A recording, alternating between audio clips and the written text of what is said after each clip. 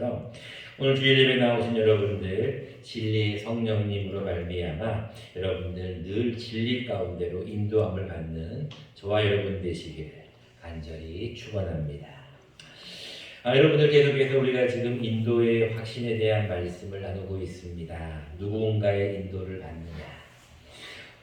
자녀가 부모의 인도를 받으면, 부모의 이끌림을 받으면 아무 문제 없이 좋은 곳으로 가게 되지만, 낯선 사람의 인도를 받거나 날지도 못한 사람의 이끌림을 받으면 그 사람들은 그 사람의 인생은 어떻게 될지 모르는 게 우리의 인생사입니다.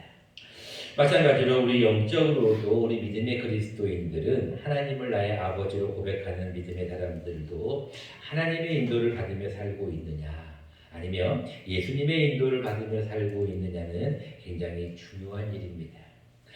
하나님은 살아계시고 하나님은 역사하시고 하나님은 늘 우리와 함께 계시는 분이심을 우리는 믿습니다. 그리고 하나님의 인도를 받아야 되며 예수님 역시도 나의 친구다. 예수님은 늘 내 곁에서 우리를 위해 돌아가신 분이시라는 걸 우리가 믿기에 우리가 예수님의 인도를 받으며 살아야 되는 것 또한 맞습니다.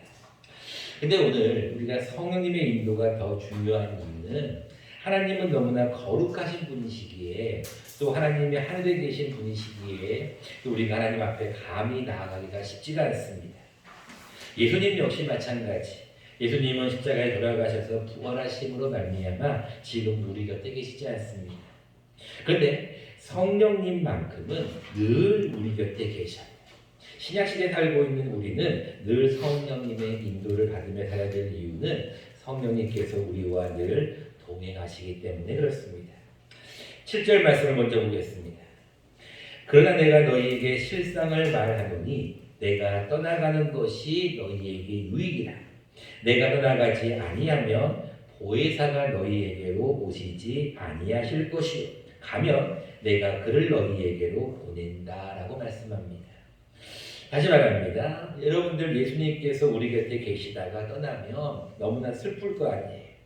자녀들이 부모가 사라지면, 부모가 안 계시면 너무나 슬픈 것처럼 제자들도 그의 어떤 예수 그리스도께서 함께 있었던 3년의 시간을 마치고 이제 돌아가신다고 하니까 너무나 슬퍼요. 그런데 예수님이 이렇게 말씀하십니다. 내가 떠나가는 것이 너희에게는 유익이다. 내가 떠나가야 보혜사가 너희에게로 온다라는 말씀이에요. 어떻게 보면 이 말씀은 예수님의 고별 설교와 비슷합니다. 실질적으로 요한복음 17장 기도에 끝나며 18장부터는 예수님이 붙잡히게 되시죠. 그래서 요한복음 16장 이 설교는 어떻게 보면 이제 내가 곧 너희와 헤어질 것이다. 그렇지만 너무 슬퍼하지 말아라. 내가 너희에게 보혜사 성령을 보내주겠다라는 말씀이에요. 자, 1절 말씀입니다. 내가 이것을 너희에게 이름은 너희로 실족하지 않게 하려 함이다 라고 기록합니다. 이 무슨 얘기냐면 이것을 기록한다는 것은 그 위에 나와 있는 15장 26절에 내가 아버지께로부터 너희에게 보낼 보혜사 곧 아버지께로부터 나오시는 진리의 성령이 오실 때에 그가 나를 증언하신다. 즉 성령님을 보내신다고 말씀하신 이 사건이에요. 자, 성령님을 너희에게 보내는 이유가 무엇인가? 너희로 실족하지 않게 하기 위해서, 너희가 믿음에 굳게 서 있게 하기 위해서, 너희가 시험에 들어서 너희가 다른 길로 가지 않게 하기 위해서 너희에게 성령님을 보내신다는 거예요. 그때가 되면 많은 사람들이 여러분들을 핍박하게 되고 그때가 되면 여러분들을 죽이는 사람들도 있을 거라는 거예요. 2절 말씀입니다. 사람들이 너희를 출교할 뿐만 아니라 때가 이르면 너희를 죽이는 자가 생각하기를 이렇게 기록합니다.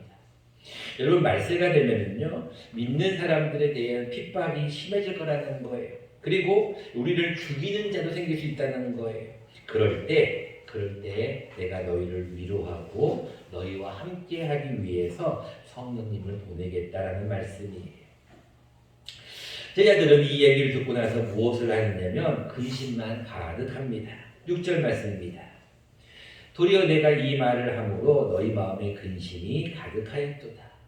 예수님이 떠난다고 하니 떠난다는 생각만 하고 너무나 슬퍼하고 있는 거예요. 그런데 내가 가고 나면 새로운 보혜사가 올 것이라는 거예요. 그리고 그것이 유익하다는 거예요. 그 이유를 두 가지를 기록합니다. 첫 번째는 그가 오셔서 너희를 책망하신다라고 기록합니다. 8절 말씀입니다. 그가 와서 죄에 대하여 의에 대하여 심판에 대하여 세상을 책망하시리라. 즉 성령님께서 오시는 게 유익한 이유는 그가 오셔야만 우리의 죄가 무엇인지, 우리의 의가 무엇인지, 우리의 심판이 무엇인지에 대해서 책망하고 알려주신다는 거예요. 두 번째, 성령님의 오시는 것이 유익한 이유는 13절 말씀에 나와 있습니다. 진리의 성령이 오시면 그가 너희를 모든 진리 가운데로 인도하신다는 거예요. 다시 말하면 성령님이 오셔야 우리로 하여금 모든 것을 책망도 하시고 성령님이 오셔야 그가 우리를 진리 가운데로 인도하시기 때문에 성령님은 꼭 오셔야 한다는 거예요. 자, 우리가 잘 아는 말씀입니다. 성령 충만을 받으라 라는 말씀이 무슨 말이에요? 성령님이 내 안에 가득 차이게 하라는 거잖아요. 마찬가지로 성령님의 인도를 받아야 한다는 것은 우리가 진리 가운데로 나아가는 첫 번째 비결이라는 것입니다. 그러다 우리가 본문을 통하여서 예수님께서 말씀하신 성령님을 받는 것, 성령님이 오시는 것이 유익하는 성령님의 인도를 받으려면 우리는 어떻게 해야 될 것인가? 두 가지 말씀을 함께 나누려고 합니다. 첫 번째입니다. 우리도 성령의 인도를 받기 위해서는 우리는 진리 가운데 거해야 합니다. 13절 말씀입니다. 우리가 성령에 대한 말씀을 기록할 때 무슨 말씀을 기록하냐면 13절에 그러나 진리의 성령이 오시느니, 성령님에 대해서 그냥 성령님이라고 하지 않고 진리의 성령님이에요. 똑같은 말씀이 15장 26절에 한 번 더 기록합니다. 내가 아버지께로부터 너희에게 보낼 보혜사 곧 아버지께로부터 나오시는 진리의 성령이에요. 여러분 진리가 무엇이라고 생각하시나요? 여러분 진리는 간단합니다.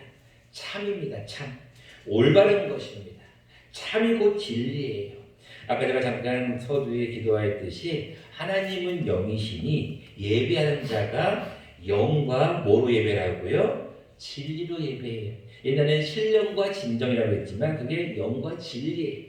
여러분 예배할 때는 참 하나님이신 그분 앞에 나아갈 때는 진리로 예배를 드려야 해요. 여러분 또한 진리가 무엇인가요? 여러분 잘 아시는 말씀이 있죠. 요한복음 14장 6절 말씀, 내가 곧 길이요 진리요라고 기록하고 있어요. 즉 예수님도 진리셔요. 그럼 성령님은 또 무엇인가? 요한일서 5장 6절에 이렇게 기록하고 있습니다. 이는 물과 피로 임하신 이시니 곧 예수 그리스도시라. 물로만 아니요 물과 피로 임하셨고 증언하시는 이는 성령이시니 성령은 진리니라 라고 기록하고 있어요. 즉 성령님도 진리, 예수님도 진리. 즉 우리가 진리 가운데 거하게 되면 우리는 성령님의 인도를 받는 거예요. 근데 진리 가운데 있지 않은 사람들은 어떤 사람인 줄 아세요? 그들은 3절 말씀을 보겠습니다. 그들이 이런 일을 할 것은 아버지와 나를 알지 못하기 때문입니다. 여러분 진리가 없으면요 어디로 가야 할지 모르는 거예요. 표대가 없어지는 거예요. 그래서 이렇게 해야 되나 저렇게 해야 되나 참이 없으면 기준이 없으면 모든 것이 이게 왔다 갔다 한다는 거예요. 그래서 그들은 6절 말씀에 나와 있듯이 내가 이 말을 함으로 너희 마음에 근심이 가득하게 돼요. 여러분 진리가 있으면요 근심할 필요가 없어요. 왜? 진리가 우리를 뭐하게 하신다는 거예요. 진리를 알지니 진리가 너희를 자유케 하신다. 그러니까 여러분들 마음 가운데 자유가 있는 사람은 마음 가운데 평안이 있고 마음 가운데 어떤 어려움이 없는 사람들은요 항상 문제가 없어요. 근데 진리가 없으니까 어떻게 하는 것이 옳은지 또 이렇게 하는 것이 맞는지 근심만 한다는 거예요. 더 나아가서 17절과 18절 말씀도 보시기 바랍니다.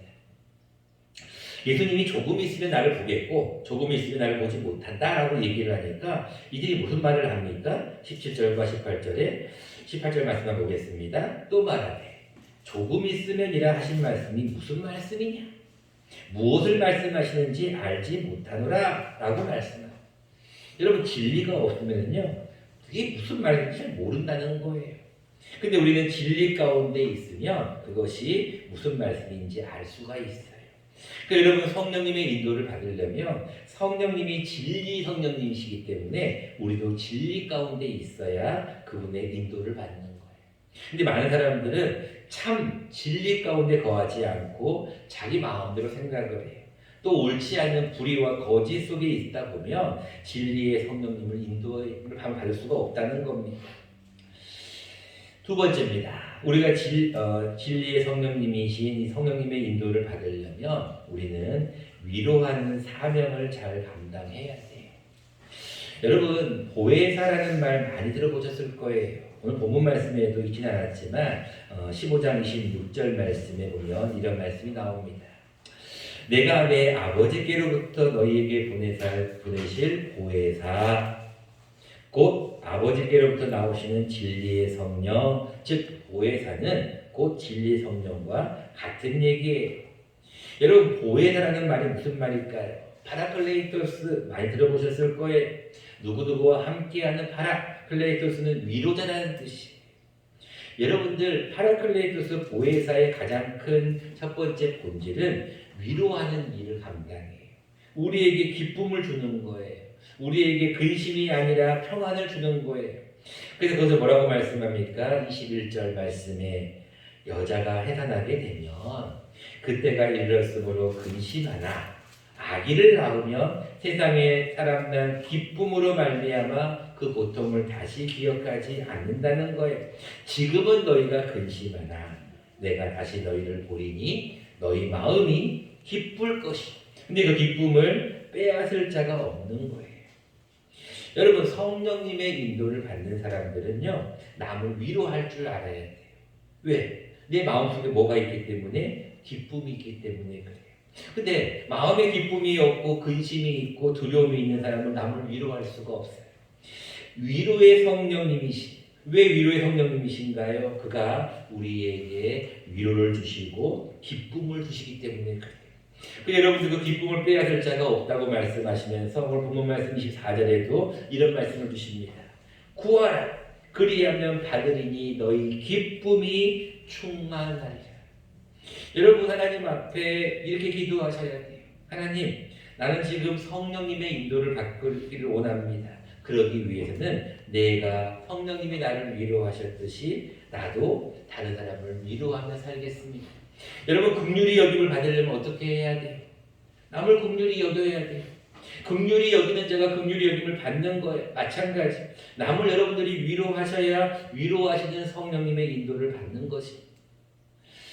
말씀을 맺고자 합니다. 여러분들 성령님은 진리의 성령이시기도 하고 따스한 성령님이십니다. 위로자라는 뜻입니다.